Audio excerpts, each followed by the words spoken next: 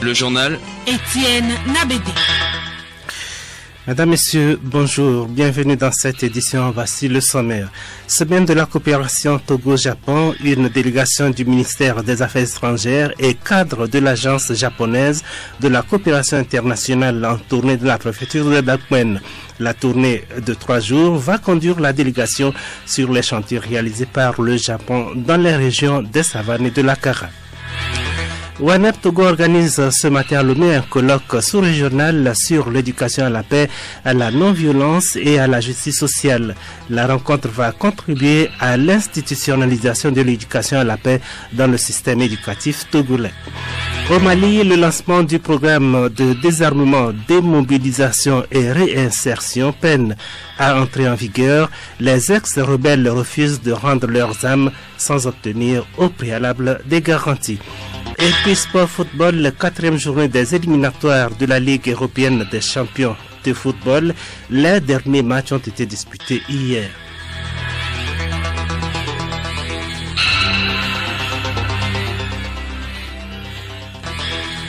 Radiolomé.tg.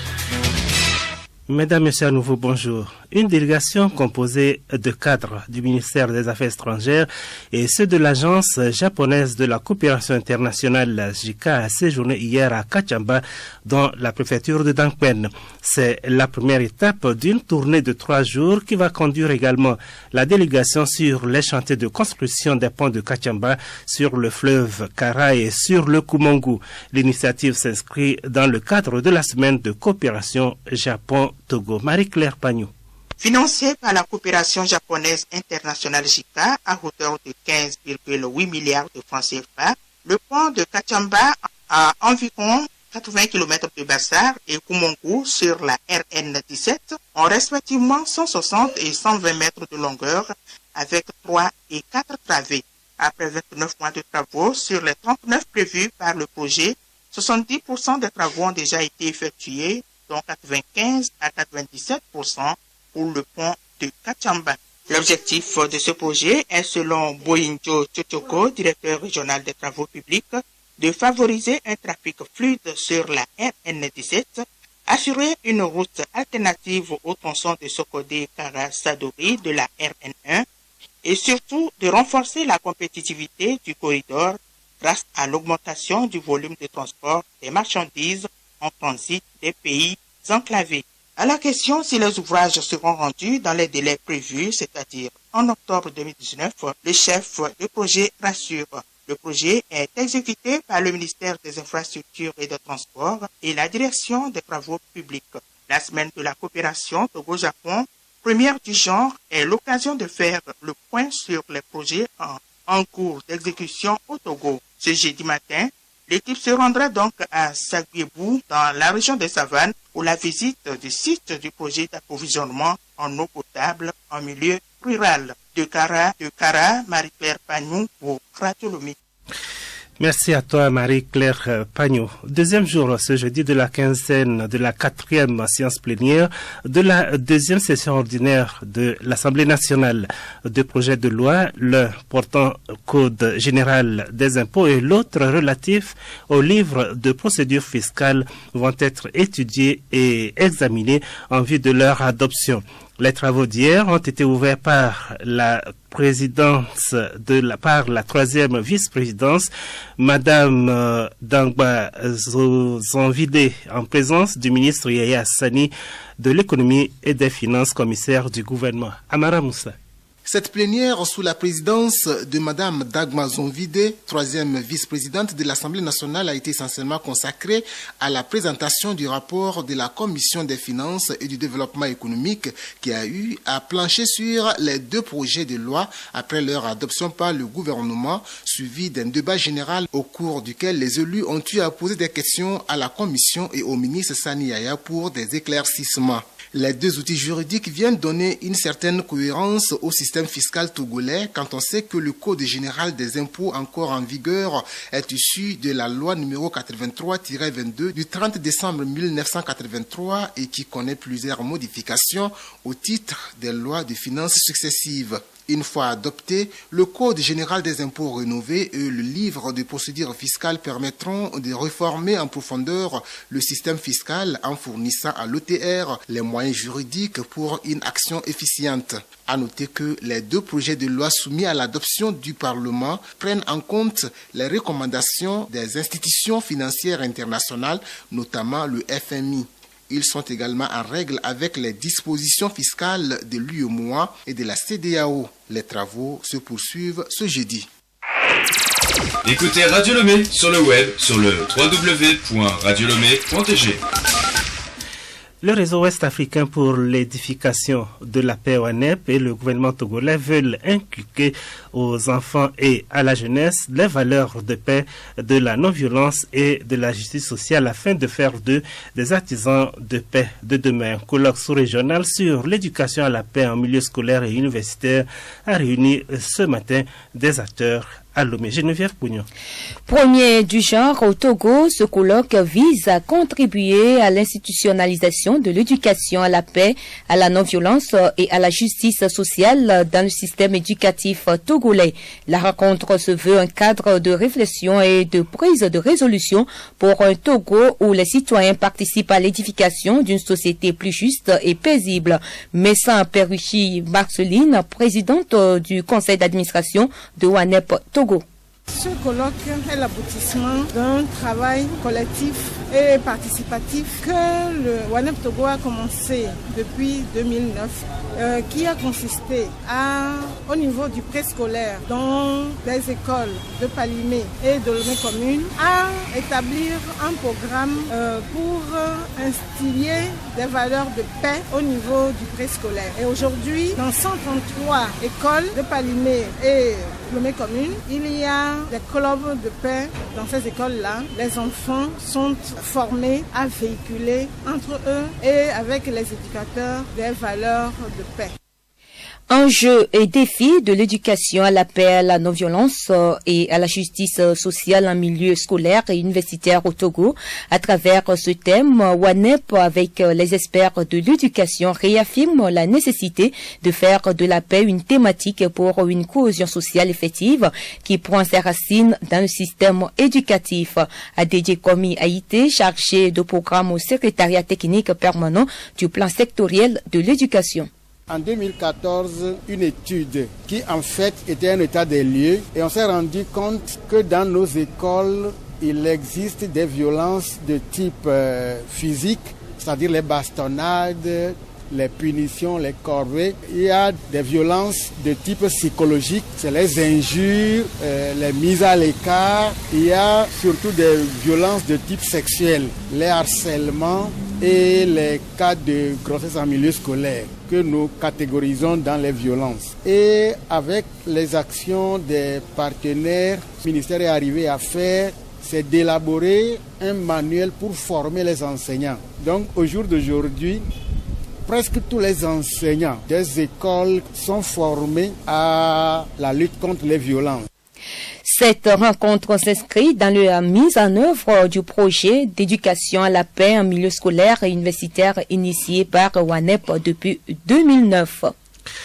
La Fédération pour la paix universelle a présenté hier à Lomé les conclusions de son Assemblée générale du 20 octobre dernier. Les responsables face à la presse ont présenté le nouveau bureau de 7 membres dirigé par le révérend Etiogbe Afanoufoli Amos qui dévoile la feuille de route qui lui a été attribuée. Le nouveau bureau doit avoir un local où tous les journalistes sur le plan national et international, quand ils vont nous chercher, ils vont nous retrouver. Les défis à relever, il faut d'abord former les gens à partir des familles, en inculquant le principe de paix. Pourquoi pas dans les églises, dans les mosquées, dans les couvents, dans les sociétés. Toute entité humaine est créée par un Dieu que nous reconnaissons, selon la compréhension de tout un chacun de nous. Et cette compréhension-là, nous voulons l'inculquer par la culture de la paix, qui est le nouveau nom du développement. La Fédération pour la paix universelle est une association apolitique et à but non lucratif. Elle a pour mission la culture de la paix au sein des communautés. Ouverture ce matin à Lomé des travaux de l'atelier de réflexion des acteurs de la protection de l'enfant sur les liens entre migration, emploi et formation professionnelle et accompagnement des enfants et des jeunes concernés par la migration. La rencontre d'une journée entend informer les acteurs sur les mesures de protection des enfants migrants sur le long du corridor Abidjan-Lagos-Coral afin de réduire leur vulnérabilité et d'améliorer leur accès aux opportunités de développement. Etiao, chef bureau pays, Terre des Hommes, Lausanne.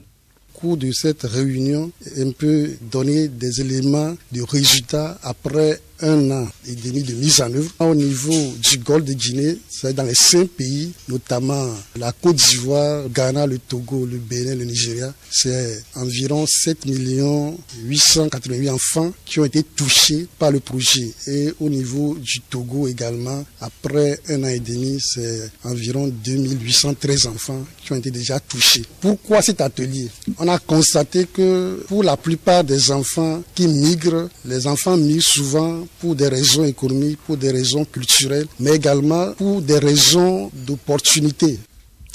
Le programme de consolidation de l'État et du monde associatif Pro-SEMA vise à mieux impliquer la société civile dans l'accompagnement de l'action gouvernementale, la gestion des affaires publiques et à assurer une meilleure coordination État-monde associatif. Il vise également à encourager les candidatures féminines, j'allais dire, et à accroître la présence des femmes au poste électif. Il permet enfin au milieu culturel de mieux participer au débat citoyen. Madame Françoise Sossou, juriste consultante de la cartographie des organisations autonomes des femmes au Togo. Cette étude qui a été réalisée a permis de constater que les organisations féminines existent depuis et mènent leurs actions au Togo, sont très diversifiées et interviennent dans plusieurs domaines. Mais nous notons aujourd'hui qu'elles ont besoin d'être renforcées. Et donc c'est pour cette raison que nous avons, à l'issue de cette étude, formulé plusieurs recommandations à l'endroit des PTF qui les financent pour que les procédures d'appel à proposition auxquelles elles sont soumises soient un peu allégées pour leur permettre vraiment de pouvoir jouer leur rôle de développement sur le terrain. Le Rotary Club Lomé Horizon a fait don de matériel hier à l'EPP Boulevard de la Paix. Outre des tables bancs, le Rotary Club Lomé Horizon a également procédé à la réhabilitation d'un hangar et à la construction d'un dispositif de lavage de mains. Roseline Amoussou, directrice d'une des agences du Rotary Club à Lomé. Le Rotary intervient dans beaucoup de domaines, dont l'alphabétisation et l'éducation de base. C'est ainsi que quand on a voulu monter un projet pour aider le domaine, nous avons parcouru beaucoup d'écoles. Et c'est cette école qui a retenu notre attention. C'est pour ça que nous avons commencé à faire les dons depuis 2 ans. Et je pense que ça va continuer encore l'année prochaine. En réceptionnant le don, la directrice de l'EPP Boulevard de la Paix a promis en faire bon usage. Le journal Étienne Nabédé. Au Mali, alors que le désarmement des ex-rebelles a été officiellement lancé hier dans le nord du pays via le programme désarmement, démobilisation et réinsertion, les anciens combattants refusent de rendre leurs armes sans obtenir au préalable des garanties. Ils posent leurs conditions. Juliette Kamdé. Tout était fin prêt le 6 novembre à Gao pour lancer le programme DDR, destiné à 1600 ex-rebelles, membres du mécanisme opérationnel de coordination MOC. Seulement sur le terrain, les choses ne se sont pas déroulées comme prévu. Les anciens combattants refusent de déposer leurs armes sans obtenir au préalable, notamment la prise en charge des combattants blessés lors de l'attaque à la voiture piégée de 2017 au camp du mécanisme opérationnel de coordination MOC. Les officiers des anciens combattants annoncent également vouloir garder leur grade actuel en intégrant l'armée régulière. Présidentielle malgache, les premiers dépouillements laissent entrevoir un coude à coude entre Angel Rajoelina et Marc Ravalomanane. Les résultats de la capitale devront être connus dans la journée. Quant aux résultats définitifs, ils devraient être proclamés entre le 20 et le 28 novembre. Le scrutin présidentiel a opposé hier 36 candidats, parmi lesquels le président sortant et ses 3 prédécesseurs.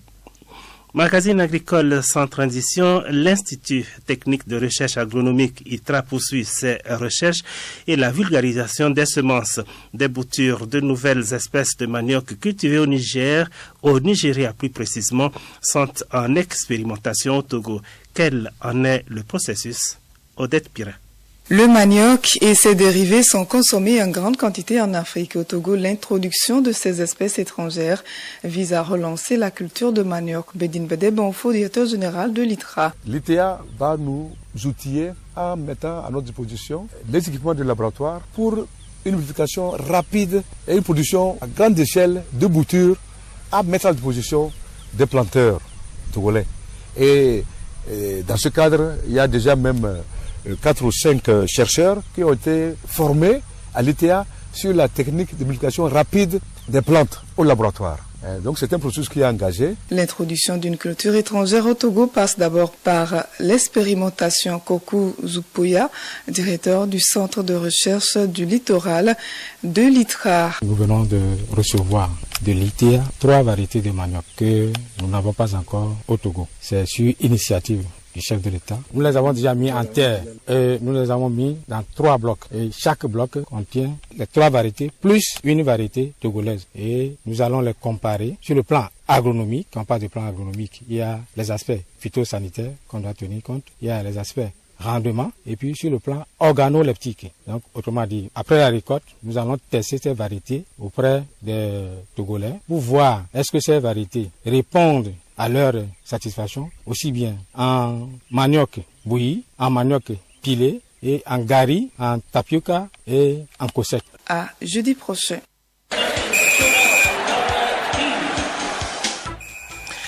Du sport et du football plus précisément, fin hier des matchs de la 4e journée des éliminatoires de la Ligue européenne des champions. Le plus lourd score a été à l'actif de Manchester City, 6 buts contre 0 face à Shakhtar Donetsk. Yao Kamake. Effectivement, les matchs de la 4e journée de la Ligue européenne des champions, édition 2018-2019, se sont poursuivis ce mercredi. Manchester City atomise Shakhtar Donetsk 6-0. L'AS Rome gagne 2-1 CSKA Moscou. FC Valence prend le dessus sur Young Boys Bern 3-1. Bayern Munich s'impose 2-0 devant Athènes AEK. Benfica et Ajax d'Amsterdam se neutralisent 1 but partout. Score de parité également entre Lyon et Hoffenheim 2-2. Le Real Madrid martyrise Victoria Pilsen 5-0 et puis Juventus courbe les Chines devant Manchester United 1-2. Retour en Afrique où les sélections nationales se préparent activement dans l'attente de la 5e journée des éliminatoires CAN Cameroun 2019. Au Ghana, c'est les frères André et Jordan Ayew qui devraient faire leur retour en équipe des Black Stars avant leur confrontation avec l'Éthiopie. Un autre retour en sélection nationale, c'est celui de l'ex-attaquant vedette des Léopards, Trésor Mputu, à qui le sélectionneur de la RD Congo a fait appel pour le grand défi qui attend les Léopards face au Diable Rouge le 18 novembre prochain à Brazzaville. De son côté, le sélectionneur du Bénin, Michel Dussier, a dévoilé une liste de 22 joueurs appelés à affronter la Gambie le 17 novembre. Les écureuils seront privés de leur joueur vedette, Stéphane Sessignon, suspendu. Mesdames et messieurs, c'est sur cette page des sports de Yao Kamake que s'achève cette édition. Merci de l'avoir suivi. Prochain rendez-vous avec l'information 14h.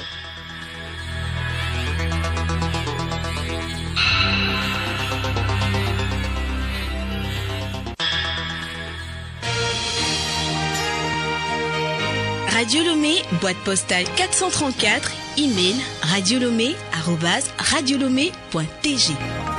radiolomé.tg